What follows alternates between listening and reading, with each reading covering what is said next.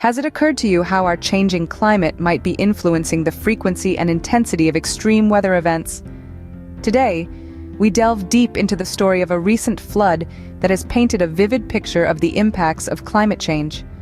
In the southern part of China, the weather agency had no choice but to issue its highest-level rainstorm warning. This was due to days of relentless heavy rain that led to massive flooding in Guangdong, the country's most populous province. The floodwaters became so overwhelming that more than 110,000 people had to be evacuated from their homes. As the rain continued to pour, the situation only worsened. 4 people tragically lost their lives to the deluge while 10 others disappeared, their whereabouts unknown. Large swaths of the land were drowned by the floods, and rescue teams had to ferry people to safety on lifeboats through waist-deep water. Several major rivers could not withstand the onslaught of the rain and burst their banks. Authorities were on high alert, closely monitoring the dangerously high water levels. They even issued a warning that the level of a river in northern Guangdong could reach a once-in-a-hundred-years peak.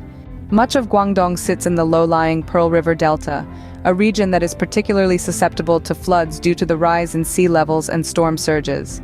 This area is not only a major manufacturing base in China, but also one of the country's most densely populated regions, with about 127 million people calling it home. The floodwaters did not discriminate. From the provincial capital, Guangzhou, to smaller cities such as Shaoguan and Heiwan, the impact was felt far and wide. Over the weekend, about 1.16 million households found themselves without power. Thankfully, by Sunday night, 80% had their electricity restored. The evacuation process was no small feat.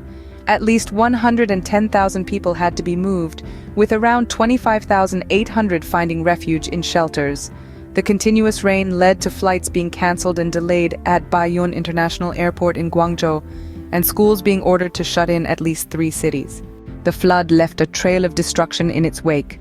Dozens of homes across the province either collapsed or were severely damaged. The authorities estimate a direct economic loss of nearly 140.6 million yuan, equating to about $19.8 million. In summary, the flood in Guangdong was a stark reminder of the power of nature and the increasing intensity of extreme weather events in the face of climate change.